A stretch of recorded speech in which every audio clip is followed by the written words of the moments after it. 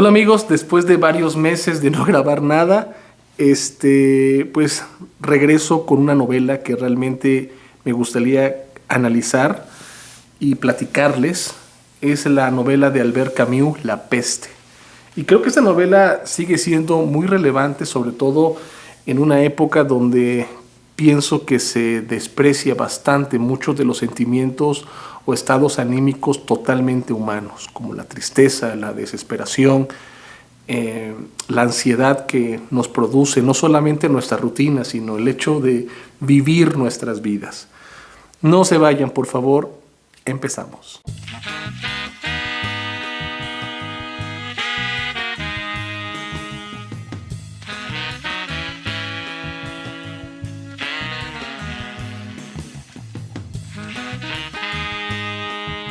Mi primera experiencia con Camus, y digo experiencia porque fue un autor que realmente me marcó haberlo leído.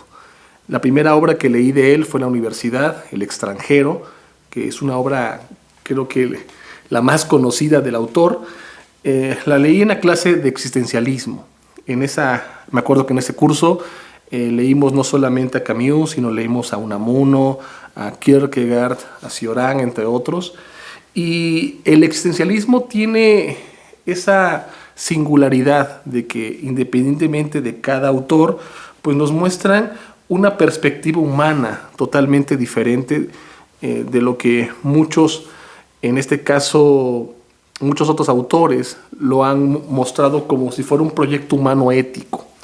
Para los filósofos existencialistas, el ser humano es un algo que está experimentando en el mundo no solamente una serie de emociones, sino de realidades que lo configuran, no solo en su carácter, sino en su forma de pensar.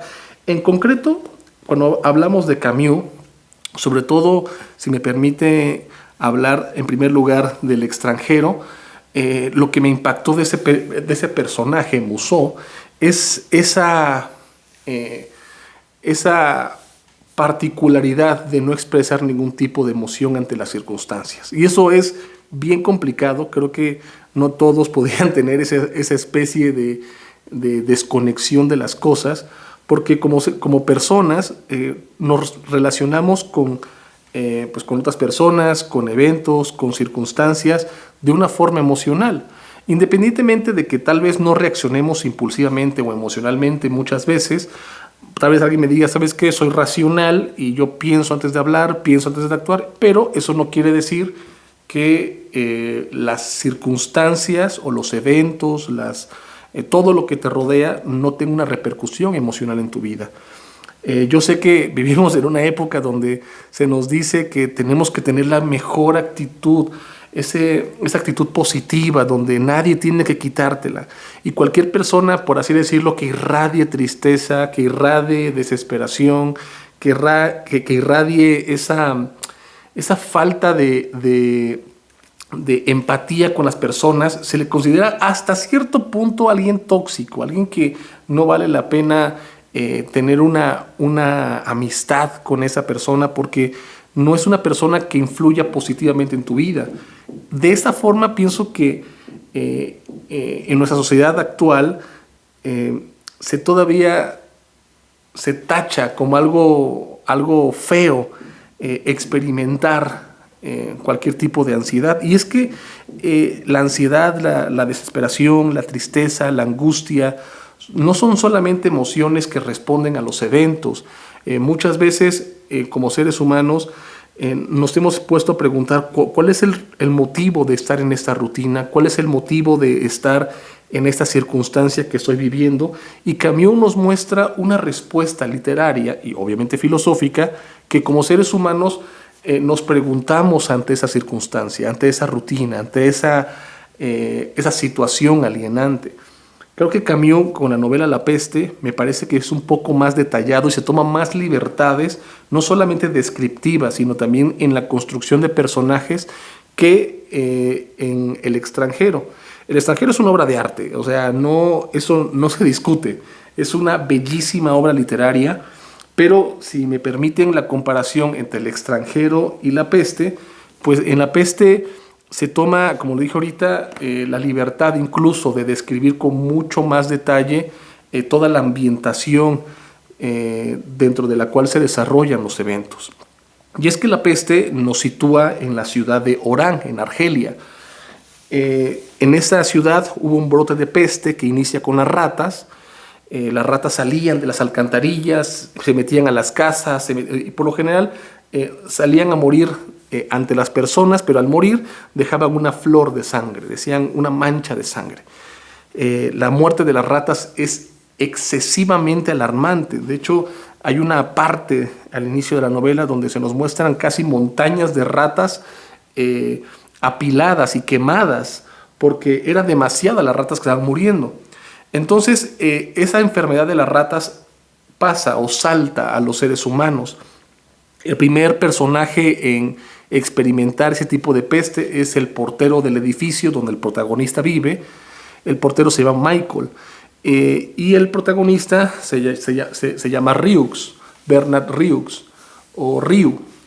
Este protagonista es médico y puede experimentar, como el primer caso, el señor Michael, pues se empieza a enfermar, empieza a tener fiebre, le sale una especie de salpullido en la piel y cómo empieza a morir lentamente, se le inflaman los ganglios, escupe sangre.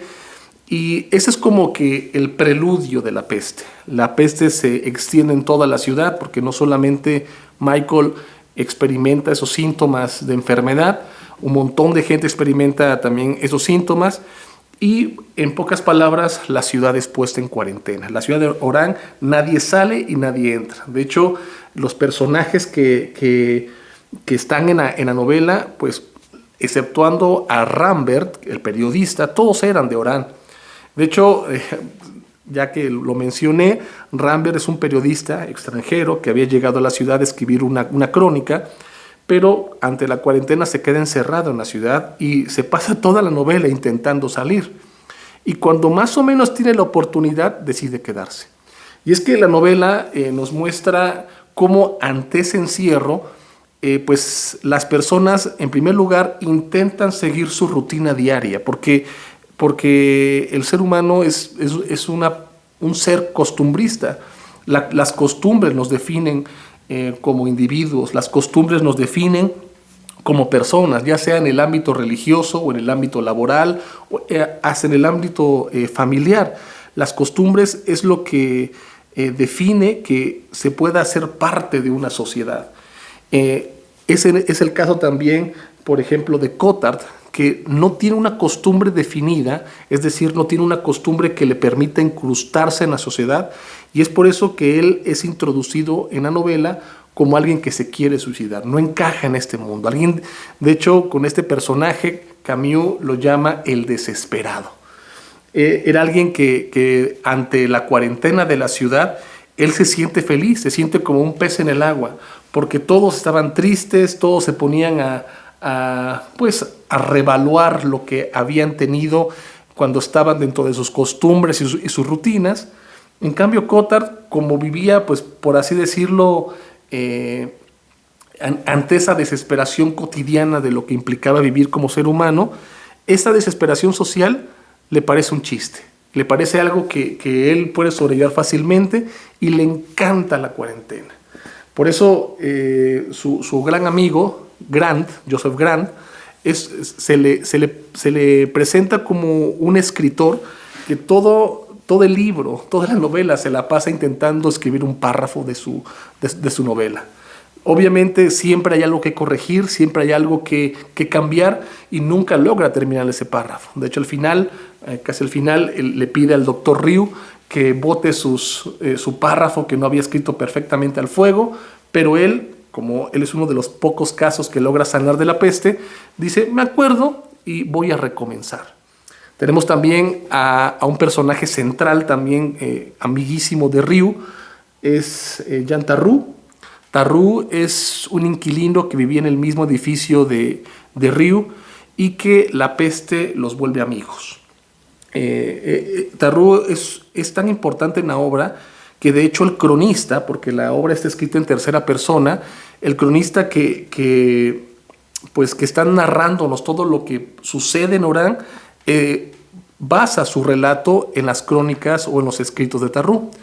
Tarrú es un personaje muy emblemático porque parece un ser apático, alguien que no le interesa mucho hacer amigos y que incluso puede hasta mirar con indiferencia a las personas, pero es un ser humano, una persona que pues tiene empatía, cree en Dios incluso, y también tiene una necesidad de amistad. Y esa amistad la va a encontrar con Ryu, el doctor Ryu, el protagonista. Realmente Tarrú pasa a ser, me atrevo a decirlo, como una especie de vinculación razón-emociones.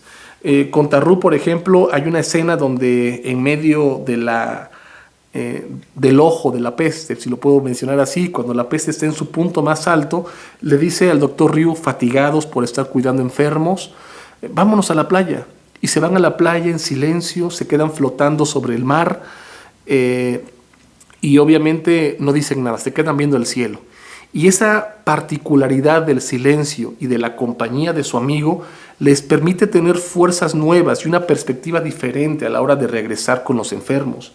La peste no es una situación alarmante para muchas personas, sino que les pone a reflexionar cosas que dentro de su rutina o de sus costumbres no podían reflexionar, por ejemplo, el amor.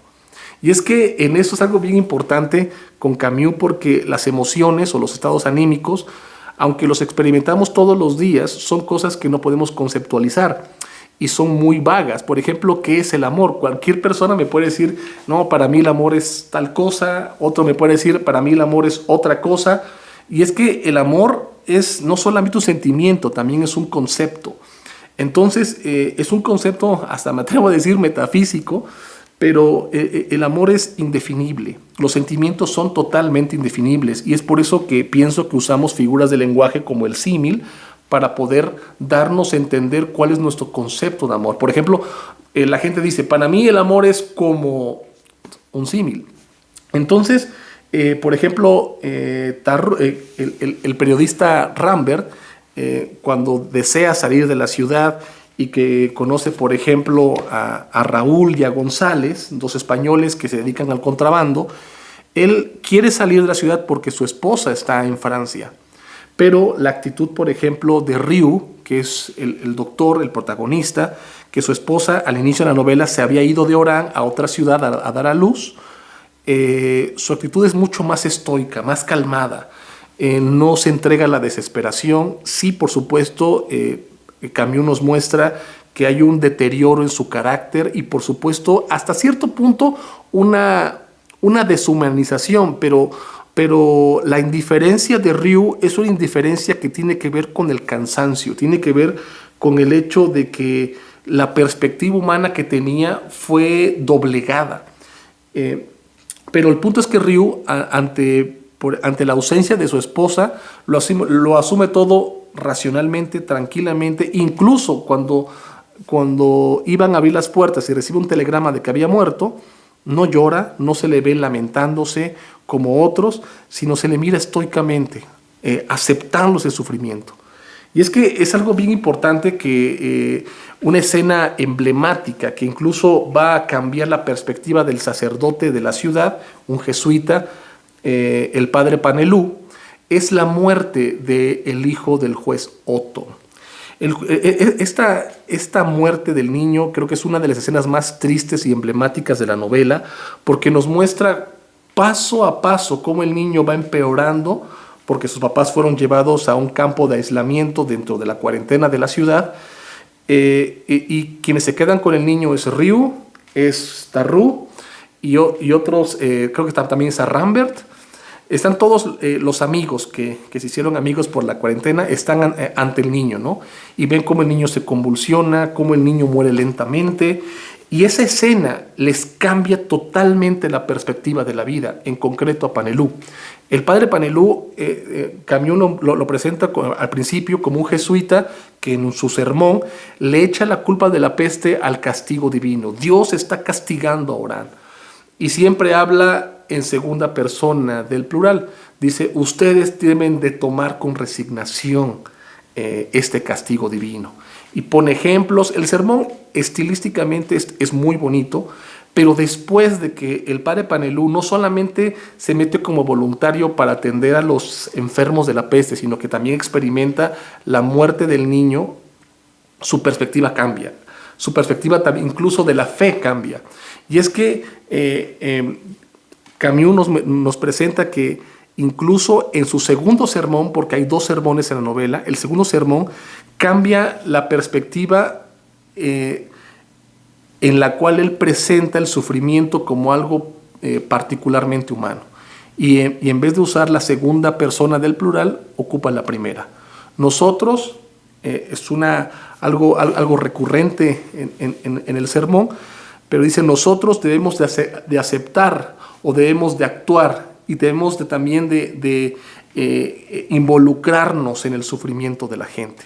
Y es que ese cambio de perspectiva, que de hecho Camus incluso pone en pensamientos de Rieu, que rayaban casi en la herejía, nos pone, por así decirlo, un alejamiento a la idea de Dios, en el sentido de que Dios es como una especie de alguien trascendental que parece que únicamente guarda silencio ante el ser humano. El padre Panelú sufre esa metamorfosis en su fe, esa metamorfosis en su carácter, en su forma de visualizar a la comunidad, al ser humano. ¿Y cómo cambió eso? Relacionándose con las personas, en este caso con los enfermos. Creo que Camus es bien importante en el sentido de mostrarnos la conceptualización de las emociones. Es decir, las emociones que producen una amistad inesperada. En este caso, la amistad de Rieu con Tarrou, que es creo que la amistad más honda, aunque también tenía una amistad previamente con Joseph Grant y con Cotard. De hecho, hay un punto donde todos están juntos y hay ese compañerismo que les da el vivir en común una situación como la peste. Pero esa amistad les permite no solamente conceptualizar la tristeza, la desesperación, sino también les permite valorar la amistad incluso por encima del dolor. Creo que la escena más emblemática es cuando Tarrou está muriendo. Y Camus nos presenta a un Rieu viendo cómo su amigo está luchando con la peste. No es una lucha como la del niño que se doblegaba ante lo que la peste, sino que en medio del sufrimiento, en medio de la lucha, Tarrou volteaba y veía a su amigo y sonreía. Sabía que no estaba solo. Y creo que eso es realmente importante, el hecho de que como seres humanos, en medio de la desesperación o de la angustia, podamos recurrir a las pequeñas personas o los pequeños eventos que nos permiten ser plenos seres humanos. En este caso, el amigo. La amistad es algo que nos permite, como seres humanos, sobreponernos, según la novela, a cualquier tipo de sufrimiento o adversidad. Y es que en este caso, incluso al final, cuando abren la ciudad y la peste se controla, el último en morir fue Tarrou. Parecería que Tarrou pasó invicto durante toda la novela. De hecho, uno de los personajes, Castel, había creado un suero para incluso contrarrestar los efectos de la peste, pero no sirvió de nada. De hecho, quisieron probarlo en el niño, en el hijo del juez Othon, el que les mencioné que muere de una forma terrible, pero no sirvió. Y Camus nos muestra entonces en esta muerte de Tarrou también ese sentimiento de soledad que es contrarrestado con la amistad. Quienes lo cuidan es Rieu y su madre. Y por supuesto, la novela a nivel general nos muestra que los pequeños detalles en la vida es lo que nos permite sobreponernos al dolor, sobreponernos a la angustia, a la desesperación. Y algo bien interesante es que después de que abren las puertas de la ciudad y la gente nuevamente regresa a las costumbres, regresa a la rutina, los sitios donde, por ejemplo, lloraban a su amada, llevaban a la persona y decían, mira, aquí te lloré, aquí te extrañé. Como si el sufrimiento de la cuarentena y de la peste hubiera sido algo transformadora para la ciudad. Y eso es algo bien importante, que el sufrimiento no es solamente algo necesariamente malo en nuestra vida, sino algo que nos permite cambiar la perspectiva que tenemos del yo. Es un yo que únicamente nosotros podemos visualizar plenamente, que podemos entender plenamente, y creo que desde esta perspectiva el yo es algo que se experimenta y que se puede interpretar incluso a través del intento de conceptualizar emociones. Y digo intento, y lo voy a subrayar, porque la tristeza y la desesperación es algo que intentamos entender en nuestras vidas, pero que ese entendimiento no se puede visualizar plenamente sin el concepto o el valor de las personas que nos rodean. Entonces es algo transformadora la obra. Obviamente no les quiero, como se dice coloquialmente, spoilear el final, pero realmente es una obra que vale muchísimo la pena leer, y sobre todo creo que en esta época donde incluso se toma la tristeza, la desesperación como algo malo, se nos incentiva constantemente a que tienes que sonreír y estar animoso, feliz. Incluso vemos influencers que se la pasan subiendo videos como que su vida es perfecta, se la pasan sonriendo. Hola, soy súper feliz porque tengo eso, tengo lo otro. Pero para que a mí lo que nos permite experimentar el sufrimiento es el yo desnudo. Y eso es algo que lo quiero enfatizar, ¿no? El yo desnudo, así, miserable, frágil, débil, un yo que está fuera de la rutina, que está fuera de las costumbres, pero poder enfrentarnos a ese yo que es triste, que se siente solo, que se siente abatido, que se siente traicionado, es lo que nos da fuerza para poder retomar la rutina, retomar nuestras costumbres, pero con una perspectiva nueva de lo que somos. Y esa perspectiva la vamos a encontrar, como lo dije hace rato, lo repito, a través de un intento de conceptualizar nuestras emociones. Entonces, Camus creo que tiene esa particularidad de mostrarnos cómo como seres humanos, pues, y lo puedo decir sin ningún tipo de pena, somos un proyecto, pero un proyecto que únicamente nosotros podemos entender y darle lineamiento. Con el tema de la fe, creo que Camus es muy claro, sobre todo en un contexto como el nuestro, aquí en México. Bueno, si lo podemos visualizar desde América Latina, somos un contexto totalmente religioso, un contexto donde pues, la religión se mezcló y se fundió con la cultura. Somos prejuiciosos, para todo tenemos una perspectiva, una explicación religiosa, incluso hasta en los dichos populares. Es decir, culturalmente Dios configura el sufrimiento a través de que no, es que Dios te está moldeando, te está dando, como dice el meme, ¿no? Las batallas a sus guerreros más fuertes. Pero no necesariamente es así. Y es que creo que algo importante es intentar desligar esa idea del Dios cultural con la idea del proyecto del yo.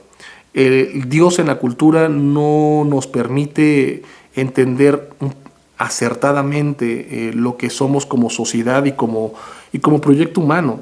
Creo que estamos totalmente rodeados de un realismo mágico que lo aplicamos no solamente en el área de la fe, sino en el área de la familia.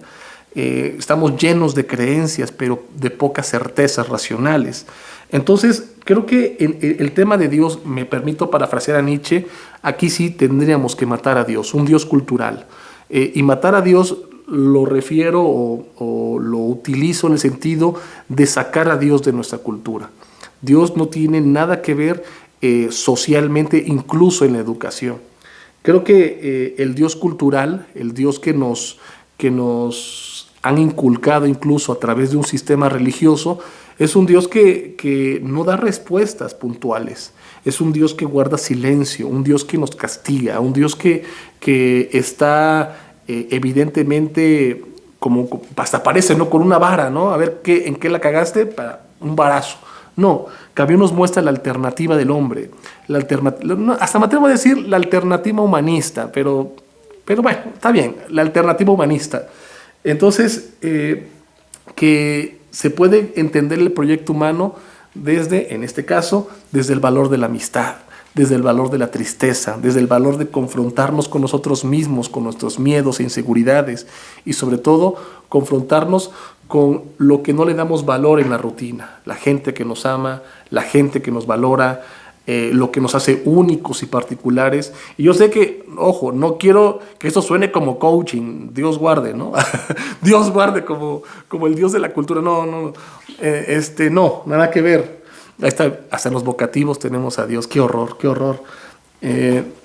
No es coaching, no, pero simplemente el proyecto humano del yo es un proyecto que únicamente, como lo dije hace rato, podemos enfrentarnos nosotros mismos.